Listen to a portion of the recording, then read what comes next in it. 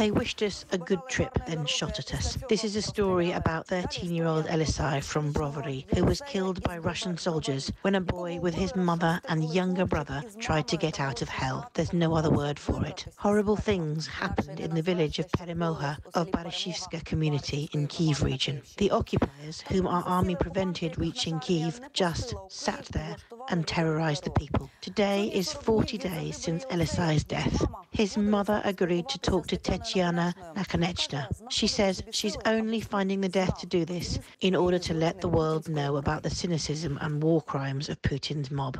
When we were leaving the village, I promised my son. I said, "Don't worry, my boy. I'm not throwing you away. I'll come back for you." Ina walks to her son's freshly dug grave in heels. He liked me wearing heels. The woman buried her son Yelysei twice. A week ago, it was here in the cemetery in Brovary with a full church ritual with relatives and friends. Raindrops are on flowers, like tears, like the sky is crying. And a month ago, he was buried in this garden, near the house of Mrs. Galina, who sheltered a woman with children. A boy was buried there near the cherry tree. The occupiers did not even allow them to take the body to the cemetery. The child had to be buried without a priest, without a coffin, and without his father. He was fighting at the front line at the time. I cried a lot because we did it without his father. He only saw the coffin with the child at the funeral. It was closed.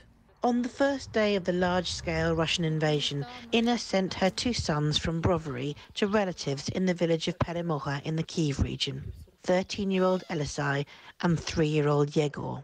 It seemed that they would be safer there. Rockets were already flying over Brovary. In the evening, she went to visit the children and could not get out. The village was occupied by Russian invaders. It's a scary sound that flies. It seemed that something would fall on the house or on the cellar, and all of us are gone. 10 people were hiding in Mrs. Galina's cellar. The Russians came to the yard. They came to check how many people live with documents, threatened us with automatic rifles. It was scary. People decided that they had to get out. It was now or never. They set off in a convoy of 5 cars, which the occupiers allowed. They waved goodbye to us from the tanks, from the armoured personnel carriers that stood everywhere on the road, and said, "Have a good trip." We were so glad to be free. But their joy did not last long. Once in the field, the Russians started shooting at cars with all kinds of weapons. The first car exploded and burned. We all started to open the doors of our cars and fell to the ground in the field. I pulled my little son by his hood. The elder son, who was riding in another car, did not respond. The woman hoped that he just couldn't get out of the car. One look was enough for me to understand that death was instant. He lay like a kitten, curled up in the back seat. But 7 people died in that convoy. Yelysei's body could not be taken away immediately due to heavy shelling. There was no bread. We baked pies and pancakes. He always praised them. He said, "Grandma, it's very tasty." Each yard of that village has its own disaster. The occupiers seized the houses of peaceful people in their usual manner. For example, they lived in this house, and then they burned it and moved to another. We accidentally meet Mrs. Katerina. She's the owner of this house, and she doesn't understand how to move on. This woman worked hard all her life, and now she's meeting old age as a homeless person. I no longer have a roof over my head. It's hard at this age. This is a terrible disaster. Ina and her husband stay strong for Yegor, the youngest son.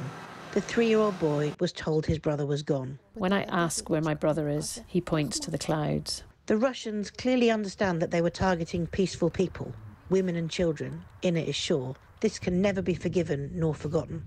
Those occupiers died instantly. Our troops killed them, but they did not deserve such an easy death. They need to be tortured worse than they have tortured our people. A heavy price, but the victory will be ours. The locals say this about their village and about all of Ukraine. Storks are drawn on Mrs. Galina's gates, Mrs. Galina who sheltered people. And just opposite is the nest, where the real bird returned. People say it's a good sign. Tetiana Nakonechna, Yevhen Tur and Oleg Cymbalyuk, Facti, ICTV United News.